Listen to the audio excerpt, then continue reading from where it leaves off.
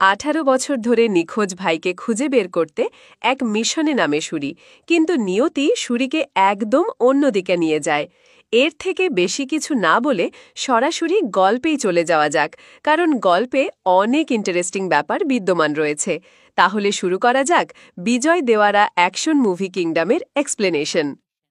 গল্প শুরু হয় 1920 সালের শ্রী কাকুলাম কোস্টাল বেল্ট নামক এক জায়গা থেকে। এখানে বসবাস করে কোস্টালরা। তাদের উপর আক্রমণ করে ইংরেজরা, কারণ এখানে প্রচুর পরিমাণ সোনার সন্ধান মিলেছে। কিন্তু কোস্টালরাও বসে থাকে না।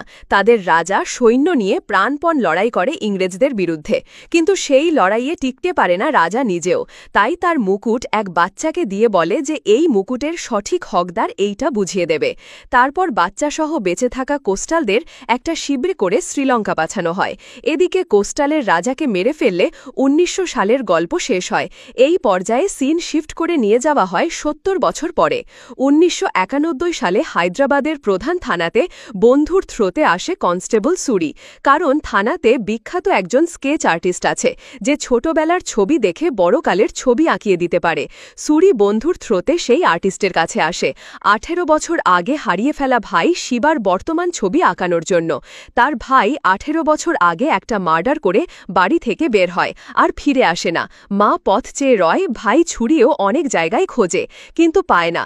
তাই এই স্পেশাল স্কেচ আর্টিস্টের কাছে ভাইয়ের ছোটবেলার ছবি নিয়ে হাজির হয়। সেই থানাতে এক বয়স্ক লোক আসে তার নাতিকে খুঁজে বের করতে। এরকম অনেকক্ষণ যাবৎ পুলিশের কাছে বৃদ্ধ নাতির খোঁজ চাইলে পুলিশের ইন্সপেক্টর তাকে মারতে শুরু করে। তখন সুরি তার বন্ধুর কাছ থেকে জানতে পারে তার নাতি বড় ক্রাইমের সাথে জড়িত, তাই কোনো প্রকার কেস ফাইল ছাড়াই তুলে নিয়ে আসা হয়েছে এনকাউন্টারের জন্য। তাকে রাখা হয়েছে এখন এভিডেন্স রুমে। এইটা শুনে সুরির মায়া হয় বৃদ্ধের ওপর, তাই এভিডেন্স রুমের দরজা খুলে দেয় যাতে সাসপেক্ট বেরোতে পারে। এরপর সবার সামনে ইন্সপেক্টরকে মারতে থাকে, যাতে সবাই সুরিকে নিয়েই ব্যস্ত হয়ে থাকে। তাই হয়, সেই সুযোগে সাসপেক্টও বেরিয়ে যায়। এই ঘটনায় বয়স্ক লোকটি বিস্ময়ের সাথে দেখে সুরিকে। সুরি ফিরলে দেখে তার বাড়িতে তার বস এসেছে। এমনকি বস সুরিকে শাসাতে থাকলে সেও অনেকটা রাগ হয়ে যায়, কিন্তু ততক্ষণে মা আসলে সে শান্ত হয়। তবে এসব কর্মকাণ্ডের জন্য মা আর সেদিন কথা বলে না সুরির সাথে।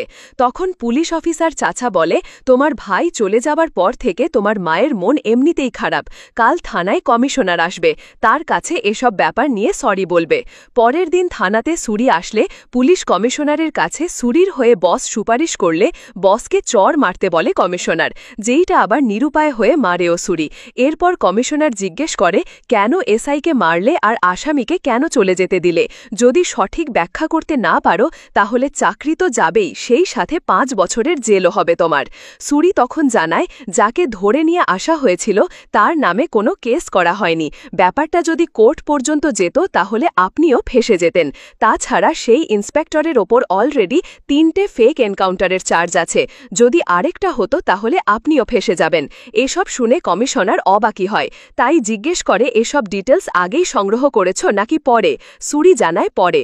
তখন কমিশনার এক ইন্টেলিজেন্স অফিসারের সম্মতিতে সুরিকে ছেড়ে দেয়।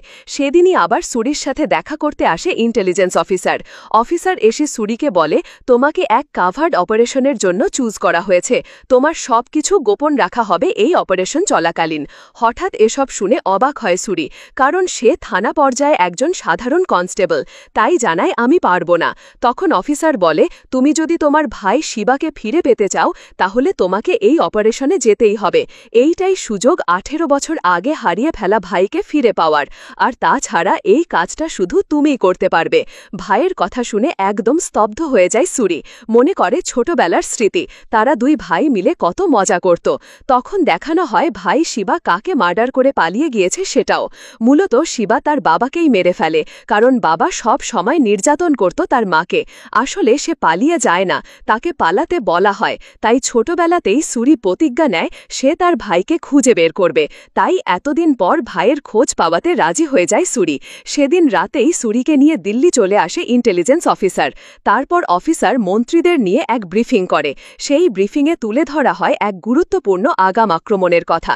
সেই ব্রিফিংয়ে সে জানায়, শ্রীলঙ্কার জাফনা হচ্ছে স্মাগলিংয়ের নতুন অভয়ারণ্য। তাদের কাছে ইন্টেল এসেছে। এসেছে। এক শিপমেন্টে দেশে অনেক আর্মস ঢুকবে। সেই আর্মসগুলো দিয়ে দেশের গুরুত্বপূর্ণ মানুষদের মার্ডার করা হবে। এই আর্মসগুলো আসবে হংকং থেকে। এসবের পেছনে আছে শ্রীলঙ্কার বড় স্মাগলার গোষ্ঠী, যাদের মধ্যে একজনের নাম মুরগান। এই গোষ্ঠীকে বেশ কয়েকবার হংকং যাতায়াত করতেও দেখা গিয়েছে। তবে যে শিপে করে আর্মসগুলো বর্ডার ক্রস করে দেশে নিয়ে আসবে, সেটার দায়িত্বে থাকবে কোস্টালরা। এই পর্যায়ে অফিসার কোস্টালদের সম্পর্কে উপস্থাপন করে। কোস্টালরা 1920 সালে ইংরেজদের হাতে পরাজিত হওয়ার পরে শ্রীলঙ্কার দেবী নামক এক জায়গায় যায়।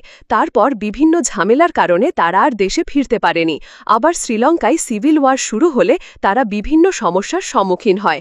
তাই এক পর্যায়ে স্মাগলিংয়ের সাথে জড়িয়ে পড়ে, যেটা লিড এখন দিচ্ছে শিবা।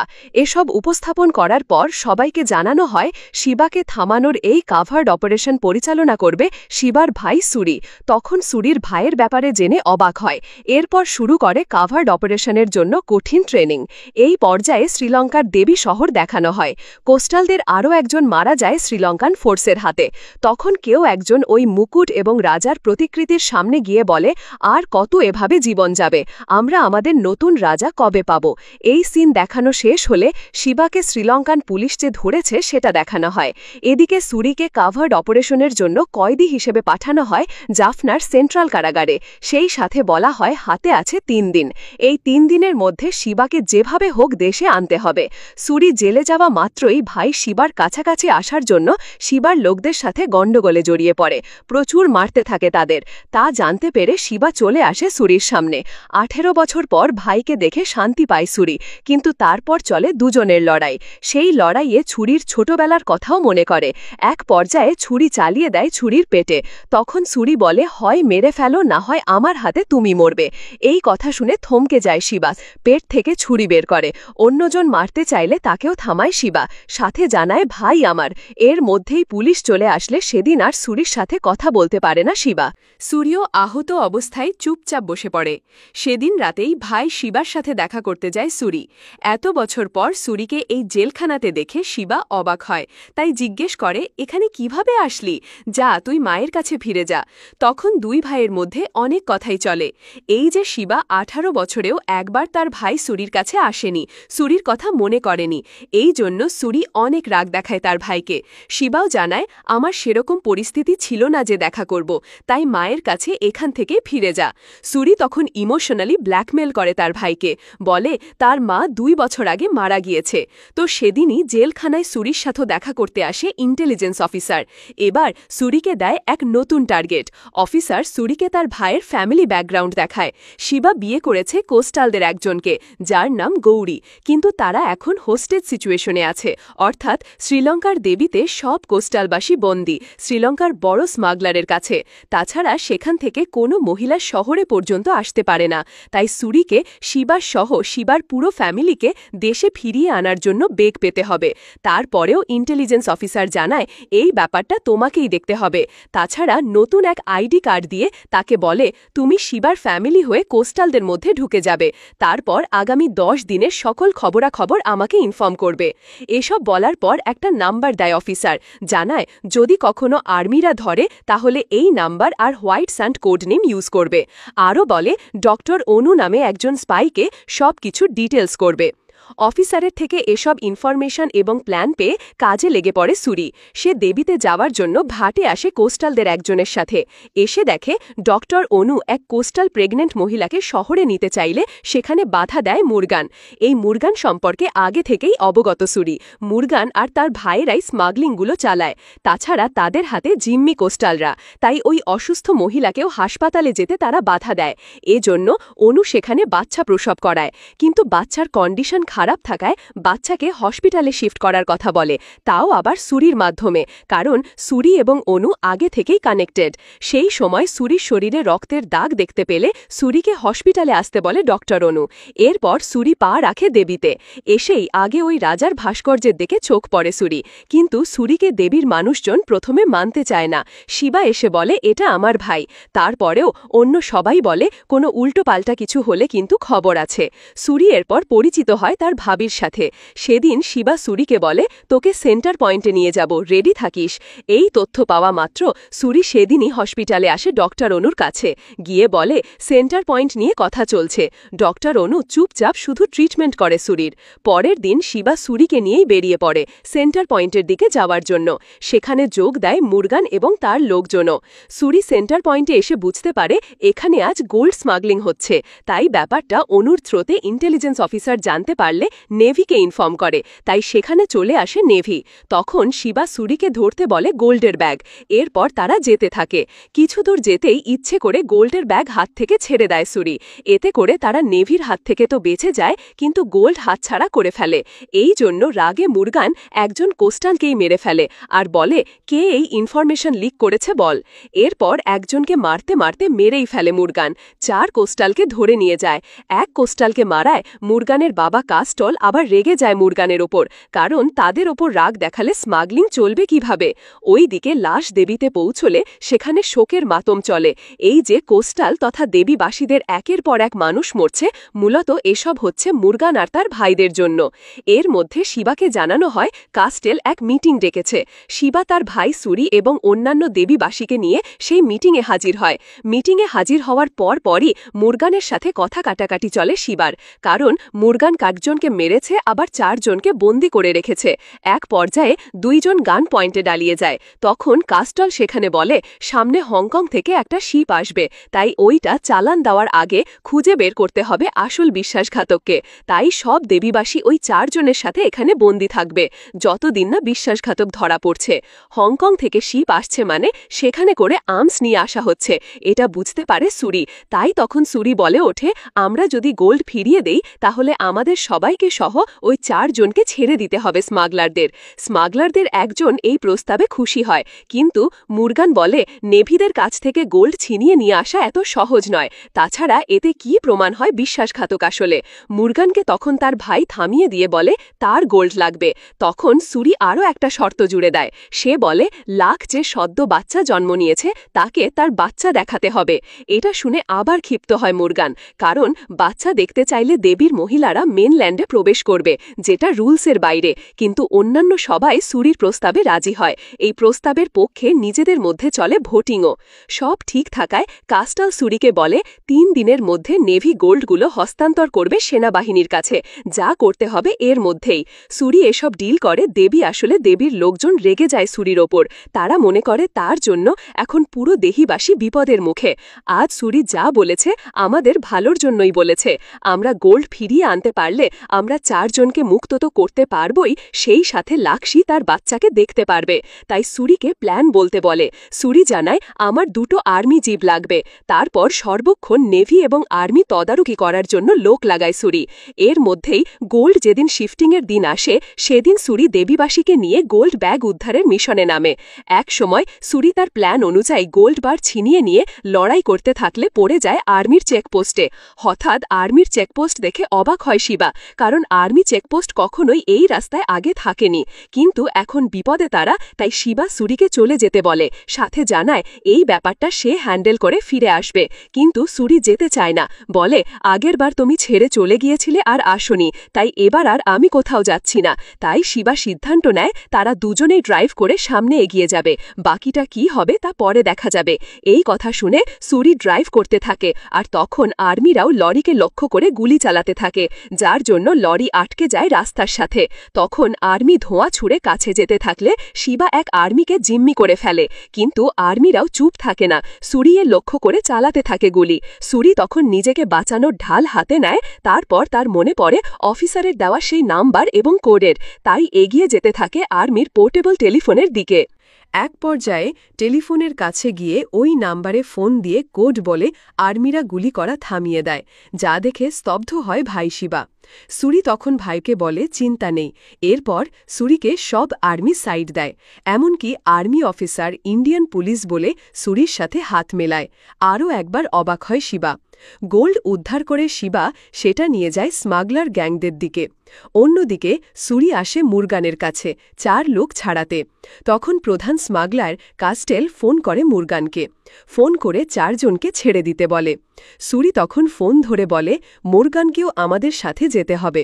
মোরগানের বাবা তখন মোরগানকে সাথে যেতে বলে। সেই সাথে লিমিকেও হাসপাতালে নিয়ে আসার নির্দেশ দেয়। সুরি লিমিকে নিয়ে হাসপাতালে আসে। এই লিমি হচ্ছে ডেভিডের প্রধান মহিলা, যে মেন ল্যান্ডে পা রাখে। লিমি হসপিটালে এসে বাচ্চাকে দেখে ইমোশনাল হয়ে যায়। আবার এই অসাধ্য সাধন করার জন্য সুরিকে এসে জড়িয়ে ধরে।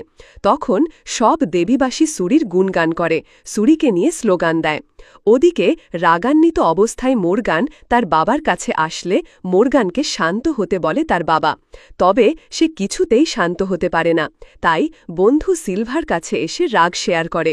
বন্ধু তাকে বলে, তাহলে তোর বাপকেই মেরে ফেলি, কারণ সে বেঁচে থাকতে দেবীদের কিচ্ছু করতে পারব না। ওদিকে সবাই দেবীতে ফিরলে উৎসবে মেতে ওঠে। এর মধ্যেই শিবা আসলে এসব দেখে অবাক হয়। আবার শিবা এসে তার ভাইয়ের জয়ের ধ্বনিও শুনতে পায়, কিন্তু তার ভাই যে পুলিশ ইনফরমার সেইটা নিয়ে পড়ে যায় চিন্তায়।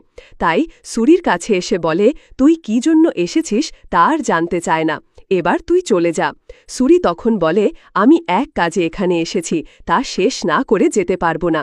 কাজ শেষ হলে তোমাকে, ভাবিকে আর বাচ্চাদেরকে নিয়ে এখান থেকে চলে যাব। এই দেবীর মানুষজন এমনিতেই মারা যাবে, তুমি কেন তাদের জন্য নিজের ফ্যামিলিকে বিপদের মধ্যে রাখবে? কিন্তু শিবা সুরির কোনো কথাই শুনতে চায় না, শুধু চলেই যেতে বলে। তখনই সেই উৎসবের মধ্যেই দেবীদের একজনই আবার দেবীদের একজনকে পুলিশ ইনফরমার বলে মারতে থাকে, জানায় এই গোল্ড স্মাগলিংয়ের কথা ফাঁস করে দিয়েছে। এই কথা শুনে শিবা সুরি দুজনেই ভয় পেয়ে যায়। সেই ইনফরমারকে মারতে থাকলে একজন এসে জানায় মোরগানের বাবা মারা গিয়েছে। এটা শুনে দেবীবাসীরা আতঙ্কিত হয়ে পড়ে, কারণ এবার আর মোরগান তাদের ছাড়বে না। ওইদিকে মোরগান তার বাবার লাশের পাশে সবাইকে বলে বাবা দেবীবাসীদের পছন্দ করত, তাই চাই বাবার দোয়ায় সকল দেবীবাসীরা যেন এখানে আসে, এমনকি সব মহিলারাও সাথে, সুরিও যেন থাকে। মোরগানের থেকে এসব শুনে কিছুটা চিন্তিত হয়ে পড়ে শিবা। অন্যদিকে সুরি আসে ডাক্তার অনুর কাছে। দেবীতে যে ইনফরমার ধরা পড়েছে সেটা ডক্টর অনুরই সাজানো, তাই তার ওপর ক্ষেপে যায় সুরি। তখনই সেখানে চলে আসে সেই ইন্টেলিজেন্স অফিসার, এসে সুরিকেই ব্লেম দেয়। সাথে মাথায় পিস্তল ঠেকিয়ে বলে, তুমি বিশ্বাসঘাতকতা করেছ, গোল্ডগুলো তাদের হাতে তুলে দিয়েছ। এই বলে ফাঁকা গুলিটা চালিয়ে দেয়। কিন্তু সুরি একটুও ভয় পায় না, তাই অফিসার আরও একবার সুযোগ দেয় সুরিকে। জানায়, তোমার ভাই শিবা হংকং থেকে আসা শিপের যে কন্টেনারে করে আর্মসগুলো আসছে তার তথ্য পেয়েছে। তুমি তার থেকে ইনফরমেশন নিয়ে আমাদের দেবে। যদি ঠিকঠাক নিতে পারো তাহলে তুমি সহ তোমার ভাইয়ের ফ্যামিলি ইন্ডিয়ায় ফিরে যেতে পারবে। আর যদি না দিতে পারো তাহলে দেবীবাসীরা জানবে তোমার ভাইও একজন ইনফরমার, নির্মম মৃত্যু হবে তোমার ভাইয়ের। সিন শিফট করে দেখানো হয় দেবী। সেখানে দেবীদের গুরু সেই ইনফরমারকে সবার সামনে ছুরিকাঘাত করে মেরে ফেলে। দেবীবাসীদের কাছে বিশ্বাসঘাতকের কোনো ঠাঁই নেই। শিবা আবারও এসব দেখে আতঙ্কিত হয়। সুরি অফিসারের থেকে এসব কথা শুনে ভাই শিবার কাছে এসে শিবের কন্টেনারের নাম্বার চায়, কিন্তু শিবা শুধু চলে যেতেই বলে সুরিকে। সাথে জানায়, এখানকার একজন তোর ইনফরমেশন নিতে ইন্ডিয়া গিয়েছে, সে ফিরে আসলে তুইও ধরা পড়ে যাবি। কিন্তু সুরি সবাইকে নিয়েই ফিরতে যায়, এজন্য ভাইয়ের থেকে বারবার কন্টেনারের নাম্বার চায়, কিন্তু ভাই বারবার তাকে ফিরে যেতে বলে। তখন সুরি জানায়, এখানে তো তোমার ফ্যামিলি আছে, ওখানে আমার কেউ নেই, তুমি চলে যাওয়ার পর থেকে মাও আমার সাথে ঠিকমতো কথা বলে না। সুরির এই কথাতে শিবা বুঝতে পারে তার মা বেঁচে আছে, তাই মিথ্যা কথা বলার জন্য সুরির ওপর আরও বিরক্ত হয় তার ভাই। কিন্তু সুরি বোঝায়, যা করেছি তোমাকে নিয়ে যাওয়ার জন্য। তখন শিবা কন্টেনারের নাম্বার জানায়। সে সাথে আরও বলে, ওই কন্টেনার আমি লোড দেব, যদি সেটা ছিনিয়ে নিতে চাস তাহলে আমাকে মেরে নিতে হবে। সেদিনই অন্য এক ইন্টেলিজেন্স অফিসার সুরির অফিসারকে ফোন দিয়ে এই মিশন অ্যাবর্ট করতে বলে, কারণ গোল্ডের ব্যাপারে নেভি জেনে গিয়েছিল, তাছাড়া ইনফরমারও ধরা পড়েছে। কিন্তু এই অফিসার জানায়, এই মিশন কোনো অ্যাবাউট হবে না, সবাইকে শেষ করতে হবে। তাছাড়া সবাইকে আমিও ইনফরমেশন দিয়েছি। সব জায়গায় আমার লোক আছে। আর্মি চেকপোস্ট থেকে শুরু করে ইনফরমার ধরিয়ে দেওয়া সব আমার কাজ। তাদের সব জায়গায় আমার লোক আছে, তাই মিশন চলবেই। সব দেবীবাসী চলে আসে মুরগানের বাড়িতে দাওয়াত খেতে। শিবাসহ সবাই আসলেও সুরি আসে না। সবাই উপস্থিত হলে মুরগান প্রধান স্মাগলারের সাথে দেখা করতে নিয়ে আসে। সেখানে মুরগানের বন্ধু সিলভা, যে আবার সেই ইন্টেলিজেন্স অফিসারের হয়ে কাজ করে, সে ক্যাস্ট্রেলকে জানায় এই যে গোল্ড স্মাগলিং সহ সামনের স্মাগলিংয়ের খবর লিক হয়েছে। এসব হয় সুরি না হয় শিবা করেছে। মূলত এসব প্যাচ লাগানোর কথা সিলভাকে ওই অফিসারই করতে বলেছে। এসব শুনে ক্যাস্টেল আলাদা ডাক দেয় শিবাকে, সেই সাথে সুরিকে খুঁজে নিয়ে আসতে বলে। সুরিকে তখন দেখা যায় ডক্টর অনুর সাথে। সুরি অনুকে তার মনের দুঃখগুলো প্রকাশ করে।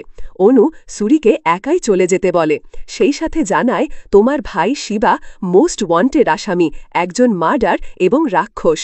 সুরি তখন বলে আমার ভাই রাক্ষস নয়, আমি নিজে রাক্ষস। ছোটবেলায় আমার বাবাকে আমি হত্যা করেছি, কিন্তু সেটার দায় নেয় আমার ভাই শিবা। তাই ছোটবেলায় প্রতিজ্ঞা করি শিবাকে খুঁজে বের করে বাড়ি নিয়ে আসবই। এদিকে শিবা নিজের ভাইকে বাঁচানোর জন্য সবার বিভিন্ন প্রশ্নের মুখে বলেই ফেলে আমি হচ্ছি ইনফরমার, আমাকে এখানে পাঠানো হয়েছিল আপনাদের সাথে মিশে এসে যেন সব তথ্য পাচার করতে পারি। শিবার কাছ থেকে এসব কথা শুনে সেখানকার সবাই শিবাকে মারার জন্য উঠে পড়ে লাগে। তখন মুরগান বলে শিবা হয়তো ইনফরমেশনগুলো অন্য অনেক কেউ বলেছে, তাই এই রিস্ক কে নেবে? এজন্য আজকে সব দেবীবাসীকে মেরে ফেলতে হবে। এটা শুনে শিবা হাত জোর করে মিনতি করে বলে আমি কাউকে বলিনি, তাদের কোনো দোষ নেই, তাদের ছেড়ে দাও। কিন্তু সবাই তখন ভোটিং শুরু করে। সেই ভোটিংয়ে সবাইকে মেরে ফেলার রায় হয়। তাই মুরগান পেছন থেকে ছুরি চালিয়ে দেয় শিবার শরীরে। তারপর বলে তোর সামনে সব দেবীবাসী আজ মরবে। এসব বলার পর মুরগান তার লোকদের নির্দেশ দেয় আক্রমণ চালানোর। সব দেবীবাসী তখন মজা করে খাবার খাচ্ছিল। প্রথম মারা হয় শিবার স্ত্রী গৌরীকে, তাও তার চোখের সামনে। ওইদিকে সুরি ভাইয়ের কথা মনে করে আসতে চায় ভাইয়ের কাছে। অনু তখন বলে শুধু শুধু এখন শিবার সামনে দাঁড়ালে আবার দুই ভাইয়ের মধ্যে দ্বন্দ্ব শুরু হবে, তাই যেও না। ওইদিকে মুরগান সহ তার লোকজন নির্মমভাবে মারতে থাকে দেবীবাসীদের। জীবন বাঁচানোর জন্য অনেক মানুষ বাড়ির বাইরে যেতে চাইলে দরজাও লাগিয়ে দেওয়া হয়, তাই তারা জীবন বাঁচাতে এক কোণায় লুকিয়ে পড়ে। এদিকে শিবা বাইরে আসলে দেখে শুধু লাশ আর লাশ। একসময় তার চোখ পড়ে তার ছেলের দিকে। ছেলেকে বাঁচানোর জন্য আহত অবস্থাতেই সবার সাথে লড়ে। একসময় গাড়ি নিয়ে দরজা খুলে দিতে যায়, সেই গাড়িতেও আগুন লাগিয়ে দেয় মোরগানের লোকজন। তারপরেও গাড়ি দিয়ে গেট ভেঙে ফেলে শিবা। সবাই যান বাঁচানোর জন্য পালাতে থাকে। তখন ক্যাস্টেল মুরগানকে বলে অনেক হয়েছে, এবার তাদের ছেড়ে দাও। মুরগান ছেড়ে দেয়, সেই সাথে বলে আর ১০০ বছরেও কোনো দেবীবাসী আমার দিকে চোখ তুলে তাকাবে না। সেই দিনেই সুরি জানতে পারে দেবীবাসীদের সাথে কি হয়েছে, তাই ছুটে আসে পোর্টে। দেখে কোনো জাহাজ টলার কিচ্ছু নেই, তাই সাঁতরিয়ে এই দেবীতে চলে আসে সুরি। এসে দেখে এক জায়গায় শুধু লাশ আর লাশ। একসময় চোখ গিয়ে পড়ে তার ভাতিজার দিকে। তারপর লাশের স্তূপের মধ্যে খুঁজে পায় ভাবির লাশ। সেই লাশ বুবে ধরে ভাবির কথাগুলো ভাবতে থাকে সুরি। একসময় সুরির চোখ গিয়ে পড়ে শিবার লাশের দিকে। শিবার নিথর দেহ দেখে একদম ভেঙে পড়ে। সে যে ভাইয়ের খোঁজে আজ এখানে এসেছে, সেই ভাই কিনা এখন মৃত আর শুধুই স্মৃতি, তাই কান্নায় ভেঙে পড়ে। সেই সময় দেবীবাসীদের গুরুদের কাছে রাজার ভাস্কর্যের দিকে তাকিয়ে বলে তুমি বলেছিলে এক মহাযুদ্ধ আসবে। আজ ৭০ বছর হয়ে গেল দেবীবাসী পায়নি তাদের মহারাজা। আরও একবার অনেক লোকের প্রাণ গেল, কিন্তু এখনও তার দেখা পাওয়া গেল না। সেই সময় গুরুর চোখ পড়ে সুরির দিকে। সুরির রাগে প্রতিশোধ নেওয়ার জন্য যেই জাহাজে করে কোস্টালরা এই দেবীতে এসেছে, সেই জাহাজ পানিতে নামানোর চেষ্টা করে। তা দেখে গুরুর মনে পড়ে যায় ছোটবেলার কথা। ছোটবেলায় একজনকে সে জিজ্ঞাসা করেছিল আমরা আমাদের মহারাজাকে চিনব কিভাবে। উত্তরে সে জানিয়েছিল সে হবে অনেক শক্তিশালী, তার শক্তির রূপ দেখে সমুদ্র কেঁপে উঠবে, পিঠে থাকবে একটা চিহ্ন। সেইটা দেখে চেনা যাবে মহারাজকে। গুরুর এসব কথা মনে পড়ে, সেই সাথে সে সুরির পিঠেও ওই চিহ্নটাই দেখতে পায়। তাই সবাইকে বলে, আমরা আমাদের মহারাজাকে পেয়ে গিয়েছি। সবাই মিলে তখন সুরির সাথে জাহাজ সাগরে নামায়। মুরগানের সাথে যুদ্ধ করার জন্য সেই জাহাজ নিয়ে রওনা দেয় মুরগানের রাজ্যে। সেখানে যাওয়া মাত্র সুরি একে একে সবাইকে শেষ করে দিতে থাকে। আহত হয়, সে আহত হয়েও চুপ করে থাকে না, সবার শেষে গিয়ে আসে মোরগানের কাছে। মোরগান তখন সুরিকে বলে, আমি জানতাম তুই হচ্ছিস ইনফরমার, তারপরেও তোর ভাইকে আমি মেরেছি। এটা শুনে মাথা গরম হয়ে যায় সুরির। নির্মমভাবে মারতে থাকে মোরগানকে। প্রথমে গুলি করে মারে, তারপর মাথা দিয়ে আঘাত করে, কিন্তু তবুও তার রাগ কমে না। তাই প্রতিটি দেবাশীর মৃত্যুর প্রতিশোধ একের পর এক ছুরি চালিয়ে নেয় সুরি। মুরগানকে মেরেও রাগ একটুও কমে না সুরির, তাই এক এক করে মেরে ফেলতে থাকে মুরগানের লোকদের। মারতে মারতে বুলেট শেষ হয়ে গেলে পিস্তল দিয়ে মারে, তারপরে সবারকে শেষ করে। তখন গুরু সুরিকে জানায়, এই যে তুমি ভাইয়ের খোঁজে এখানে এসেছ, এটা আসলে তোমার থেকে নয়, তোমাকে এখানে নিয়ে আসা হয়েছে। তুমি সাধারণ কেউ নও, তুমি হচ্ছ মহাযোদ্ধা মহারাজা, যেটা ৭০ বছর আগে রাজা বলে গিয়েছে। তোমার মা আমাদের একজন। তারপর তোমার সাথে যা যা ঘটেছে, যেমন ছোটবেলায় তোমার হাতে হত্যা, তারপর তোমার ভাইয়ের এখানে আসা, সবকিছুই তোমার আগমনের উপলক্ষে ছিল। তুমি সাধারণ কেউ নও, তুমি আমাদের রাজা। সুরিও তখন জানায়, এখন থেকে আপনারা সবাই আমার জিম্মায়। তারপর সুরিকে রাজার ভাস্কর্যের সামনে বসানো হয়। এবার মাথায় পরানো হয় ওই মুকুট। সবাই শ্রদ্ধা করতে থাকে রাজাকে। কিন্তু খেলা এখনো শেষ নয়। বিদেশ থেকে আসতে দেখা যায় মুরগানের ভাইকে। এসে সে কয়েকজনকে মেরে ফেলে। এতে বলা যায় কিংডম 2-তে খেলা জমে যাবে। তাছাড়া ওই ইন্টেলিজেন্স অফিসারও চিন্তায় পড়ে যায়। সে আবার ডাক্তার অনুকেও চিন্তায় ফেলে। ডাক্তার অনুত শিবাকে সেখানে মারা হবে, তারপরও সে সুরিকে যেতে দেয়নি, আটকে রেখেছিল। এটা যদি একবার সুরি জানতে পারে, তাহলে তার আর রক্ষা নেই। তাছাড়া সুরি এখন এক সাম্রাজ্যের মহারাজা।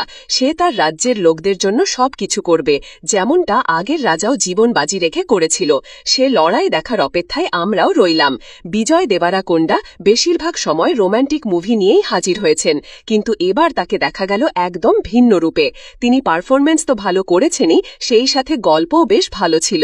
আপনাদের কিংডম মুভিটি কেমন লেগেছে জানাতে পারেন কমেন্ট বক্সে। এতক্ষণ সাথে থাকার জন্য ধন্যবাদ।